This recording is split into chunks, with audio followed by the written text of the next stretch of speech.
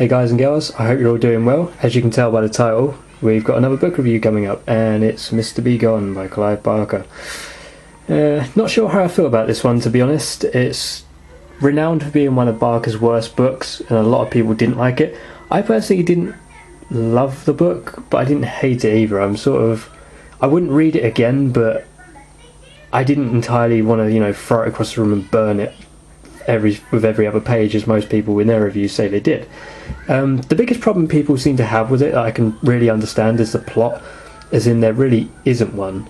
There is a clever gimmick to this book though, which was interesting. Basically the idea is that this book is actually, the book itself is possessed by this demon called Jacobok Botch, who is basically the main protagonist of the story.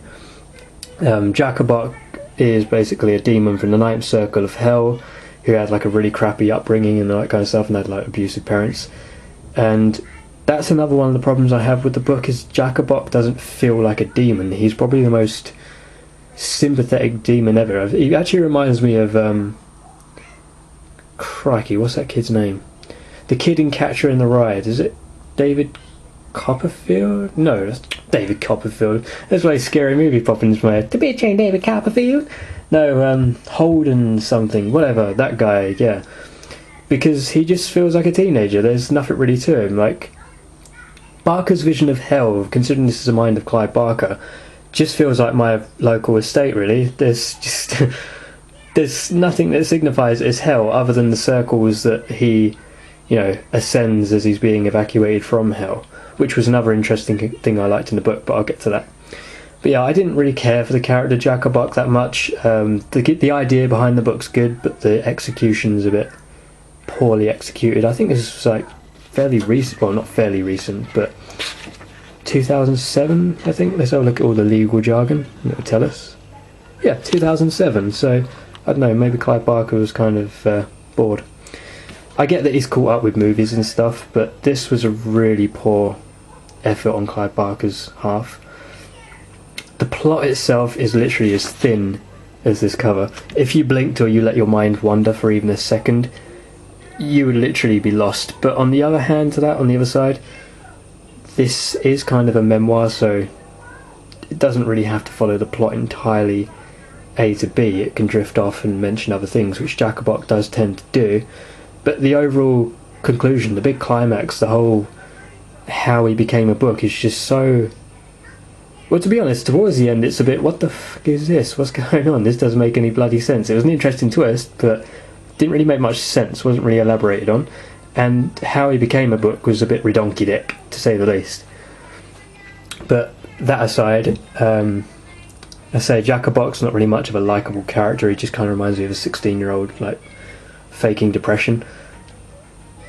Doesn't feel like a demon at all. There are certain things he does which you can think, yeah, okay, that's what a demon would do. And I should warn you guys now, if you're easily offended, there's a scene in the book which you really won't like.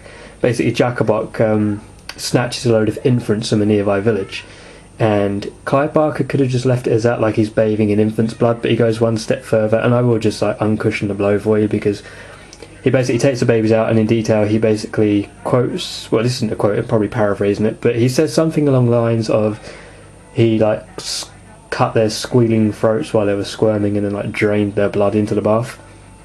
So if you don't like the idea of children being hurt, which nobody really does, but it's a bit of an uncomfortable subject. If you can handle it, then fine. If you can't, then you probably will not want to read this one, because that might be the point where you follow Jacobok's advice and burn the book. Yeah, that's another gimmick as well. The book rapes the fourth wall in such a way that Hideo Kojima would blush. Some people will get that reference, some people won't. Like, the first thing he actually says is burn this book, and throughout he keeps saying, burn the book, and then he says, I'll tell you a bit more of my story, but then you have to burn the book. And then when you disobey him, he does like all these empty threats, like he'll come out of the pages and cut your throat and all that kind of stuff, and he'll slice your arse cheeks open and all that kind of stuff. Again, good for a gimmick, but a bit tedious after the first two times, because it just reminds me of the people I see in the streets that give it the big and then run away. But yeah, aside from that, the story, not very good. It's kind of, he's travelling with this demon called Quitoon, and Quitoon could have been a very interesting character. There was a lot of potential for Quitoon, but he was just kind of here one minute, gone the next. we didn't really find out much about him, which was a bit of a shame. I can understand why, because obviously Jacobok wouldn't know everything, but he spent 100 years with him, so you'd expect him to know at least a little bit something he could have relayed about him, where he came from, who he belonged to, how he could do the things he could, why he was so sadistic. But no, not really elaborated on. And then from there it's kind of like this mini war on heaven and hell, which didn't make any bloody sense whatsoever and just kind of happened so casually. But it's explained, but just not very well. Descriptions throughout were pretty good. Jacobok sounds really messed up if you visualise him. You get this like really horrific image if your imagination is very good, if you're very good at visualising things from description. The descriptions are vivid, but the writing style for Clive Barker does not feel like Clive Barker. In fact, this was the second book I read by Clive Barker, surely because it was the second one that actually turned up in the post when I ordered quite a lot in bulk. And literally throughout the book I found myself thinking, is this really the same Clive Barker that brought us the Hellbound Heart? Really? Where's the clever storytelling? Where's the brilliant narration? But the writing style is not bad. He still uses all of his fancy words to show his vocabulary skills and all that kind of stuff, or his expansive vocabulary I should say, to make more sense. But yeah, it was an interesting idea, but it could have been done so much better. Maybe just a little bit more time spent on it, maybe even put it in the third person perspective, which wouldn't have worked with the whole Jacobok being the book. But from Clive Barker I expected so much more, and I think everyone did. Like I say, I didn't hate the book though. A lot of people did, but I didn't. I would regard it as, yeah, I read it and it was some interesting ideas, but I wouldn't recommend it to anybody. If you're a die-hard Clive Barker fan, you've probably already read it. If you just want something different, check out an audiobook of this, because it does get very tedious and the plot is just barely there, to be honest. It's a very, very dull plot. And do not put this as your first novel for Clive Barker. Honestly, you will not want to read anything else by Clive Barker if you read this as a debut.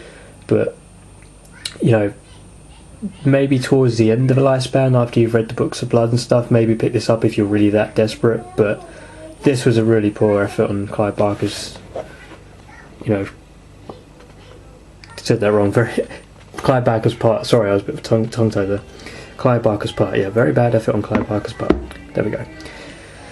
But yeah, not terrible, but far from brilliant. Somewhere in the middle, but very forgettable, not very memorable, and unfortunately I cannot recommend it to anybody. Jacobok wasn't a likeable character, really. He was just, half the time I just wish he would come out of the pages so I could punch him.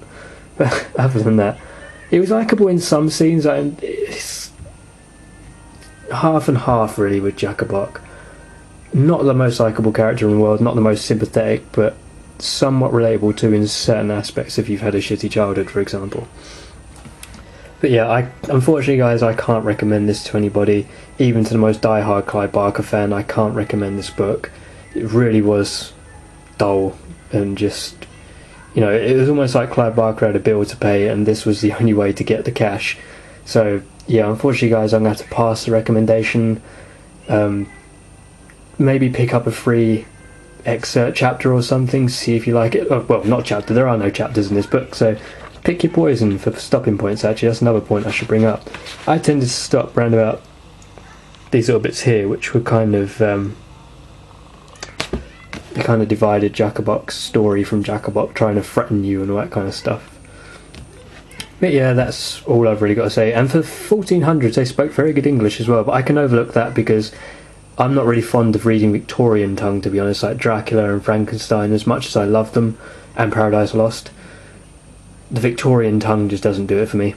But I can read them, so I could accept it.